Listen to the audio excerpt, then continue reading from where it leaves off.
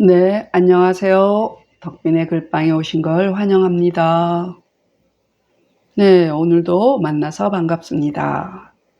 오늘 천자문은요, 13번째 수업입니다. 네, 경행유현부터 하겠습니다. 이 경자는 서울 경자 위에 해가 떴어요. 그러니까, 볕경, 밝을 경, 클 경, 뭐 이런 뜻이 되겠어요. 그래서 오늘은 그냥 볕경, 행실행, 오직유, 어질현.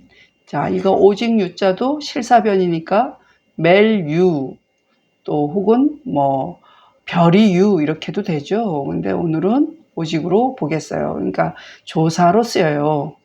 그래서 볕경, 행실행, 오직유, 어질현.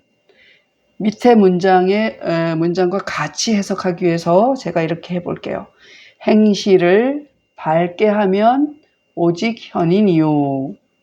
행실을 밝게 하면 오직 현인이요. 네, 하는 행실이 반듯하면 현인이겠죠. 네, 시활하면 시경이라고 그랬죠. 시경이 말하기를 높은 산을 우러르고, 이럴 때 지자는 조사예요.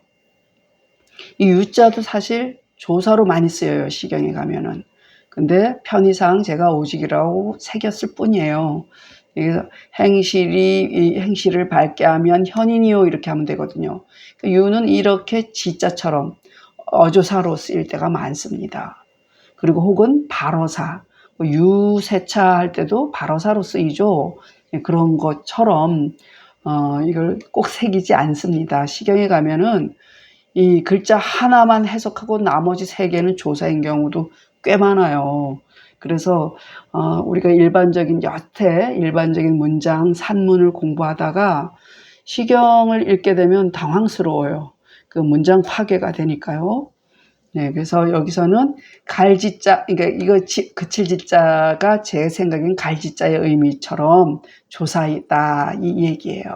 그래서 높은 산을 우러르고, 자, 경자는 크다는 뜻도 있다 그랬죠. 큰 길행으로 보세요. 큰 길을 간다 하니 마찬가지로 지도 조사라 그 얘기했죠. 예, 이 고산 앙지 경행행지라는 말은 그 시경의 소화편에 보면은 거할이라는 시가 있어요. 거기에 나오는 글이에요. 그래서 여기 보면은 대도무문 이런 말 하잖아요. 대도로 가히 말미암을 줄 안다면, 그러니까 이제 큰 법으로 그럴 줄 안다면 가히서 현인이 될 수 있음을 말한 거다. 시경에 말하기를 높은 산을 우러르고 큰 길을 간다 하니, 높은 산을 바라보고 큰 길을 간다는 건 굉장히 이상이 높죠. 그러니까 목표한 바가 크죠. 그러니까 대도로 가히 말미암을 줄 안다면 곧 가히서 현인이 될 수 있음을 말함이라. 이렇게 해석하시면 되겠어요. 그래서 이거 행실을 밝게 하면 이렇게 했으니까 여기도 생각에 능하면, 이제 옛날에 제가 이 주에 없이 글자만 가르칠 때는 생각을 이기면 성인이 된다 이렇게 해석을 했어요. 네, 말 되죠? 그럴 때 생각은 욕망에 해당이 되겠지만, 근데 여기 주해를 보니까 그런 내용이 아니라 조금 달라요. 그러니까 행실을 똑바로 하면 현인인데 거기다가 또 지적인 생각을 높이 할 수 있으면 성인의 경지다 이런 얘기를 하는 거예요. 그래서 생각에 능하면 성인이 된다 이렇게 해석한 거예요. 그래서 서경에 말하기를 유도 이것도 바로 사죠 이럴 때는. 그래서 유 안 새긴단 말이에요. 근데 이제 제가 아까는 새겼지만 이거 안 새길게요. 성인이 생각함이 없으면 광인이 된다는 거예요. 생각 없이 지나면은 너무 4차원, 5차원 엉뚱깽뚱하게 넘어간다. 그 현실에 발붙이지 못한다. 뭐 이런 얘기가 되겠죠. 그래서 광인이 되고 또 성인이 성인도 생각할 줄 모르면 광인이 되듯이 광인이 생각에 능하면 성인이 된다 하니 이긴다 그래도 좋겠네. 근데 예, 그러니 성인과 광인의 구분이 그 차이가 어때요? 한 생각에 매여 있다는 얘기죠. 그 불가에서는 뭐예요? 일체유심조란 말 하죠. 여기서도 그런 비슷한 말이죠. 그러니까 성인과 광인의 구분이 다만 멜개자죠. 다만 한 생각에 매여 있음을 말한 거죠. 서경에 말하기를 성인도 생각이 없으면 광인이 되고 광인도 생각에 능하면 성인이 된다 하니 성인과 광인의 구분이 다만 한 생각에 매여 있음을 말함이라. 네. 덕건명립이죠. 자, 덕덕 혹은 큰덕, 세울건, 이름명, 설립. 큰덕, 세울건, 이름명, 설립. 덕을 세우면 이름이 서고, 덕을 세우면 이름이 서고, 예, 덕을 베풀어야겠죠. 자, 여기서 말하는 덕은 실제요, 이름은 이 덕에 따르는 실제의 손님이니 뭐가 주체라고요? 덕이 주체고 명이 따르는 거다 이 얘기죠. 그래서 실제가 있는 바에 그 명분, 이름이 저절로 따르니라. 네. 실제만 있지 않는다는 얘기예요. 결과물이 실제가 근본이라면은 명이 결과물이 되겠죠. 예. 덕은 실제요, 명은 실제의 손님이니 실제가 있는 바에 이름이 저절로 따르니라. 네. 그래서 여기도 형상형 끝단이지만 오늘은 단정할 단으로 보세요. 형상형, 단정할 단, 겉표, 바를 정. 형상형, 바를 단, 겉표, 바를 정. 자, 형상이 단정하면 의표도 바르니라.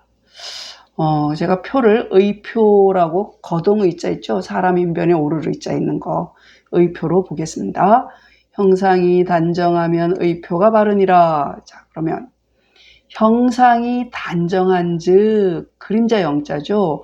그림자도 단정하고. 자, 여기서 형상이라는 거는 실제로 있는 그 물체의 모습이라고 보면 될 것 같아요.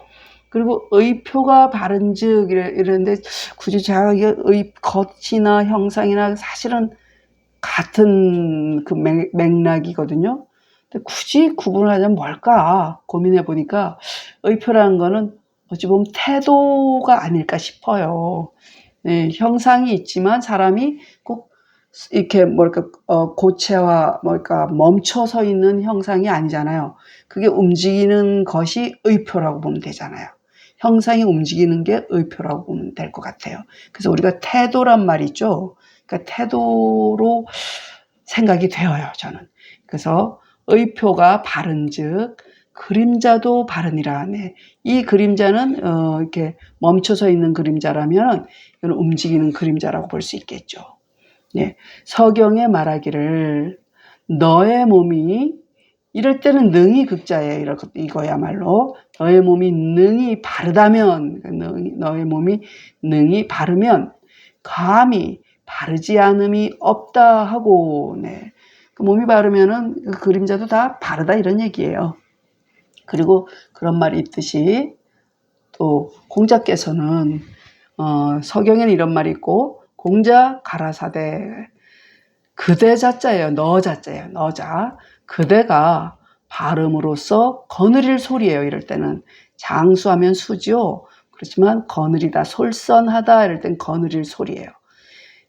그대가 발음으로써 거느리면 너가 솔선수범하면 누가 감히 바르지 않으리요 하시니.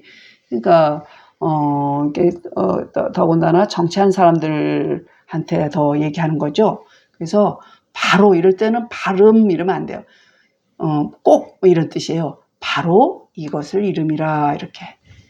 형상이 단정한즉 그림자도 단정하고 의표가 바른즉 그림자도 바른지라.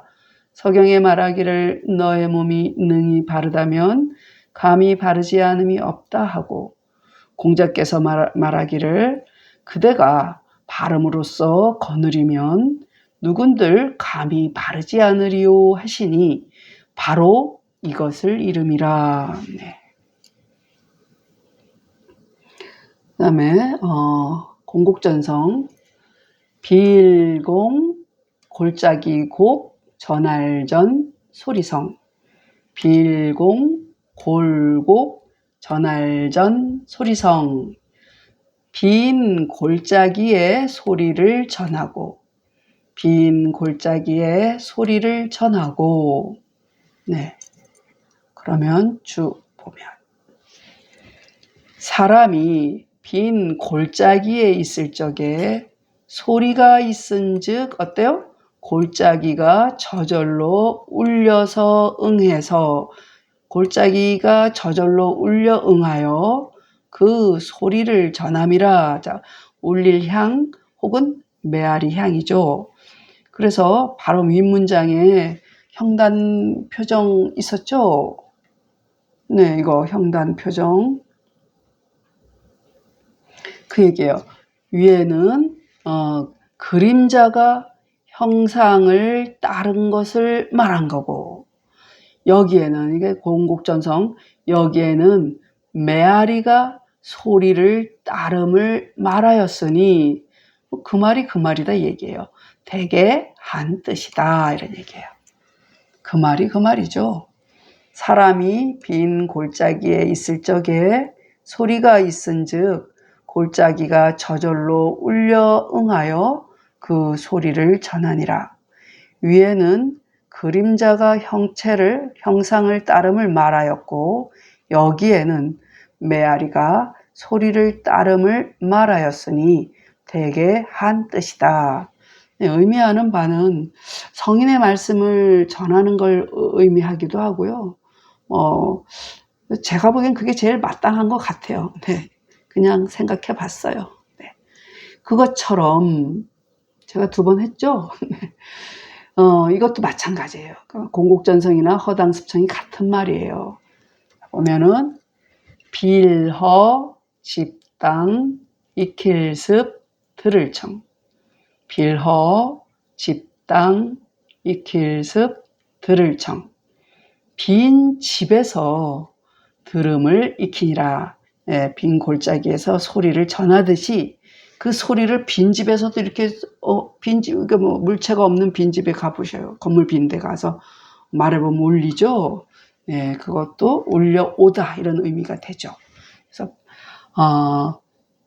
제가 했죠. 빈집에서 들음을 익힌다. 빈집에 소리가 있으면 어때요? 또한 가히 들음을 익힐 수 있으니. 집에 이거는 집 울릴 횡자예요. 홍자가 있죠. 홍자가 발음이죠. 이게 집이란 뜻이잖아요. 집면의 의미니까. 그냥 울리다 그러면 되는데 이게 간머리가 있으니까 집자가 붙은 거예요. 집 울릴 횡. 그리고 그러니까 집에 울림이 있으면 마치 골짜기에 이것도 이게 클 굉자거든요. 그러니까 울릴 횡이에요. 이거는 골짜기에서 울리다 해서 골짜기 곡자가 뜻이 되겠죠. 네, 골짜기 울릴 횡 이렇게. 그러니까 메아리 횡으로 보시면 돼요.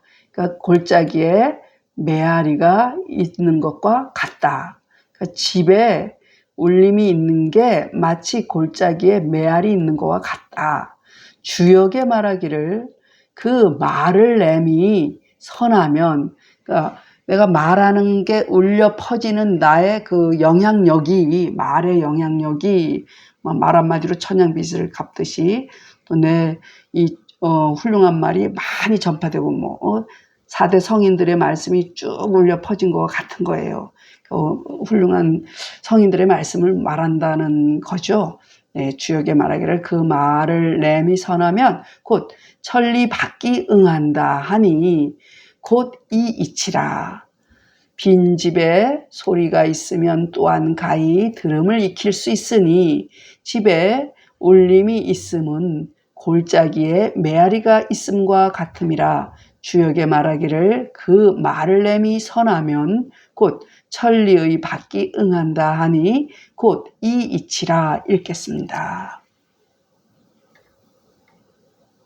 네, 경행유연부터 했죠.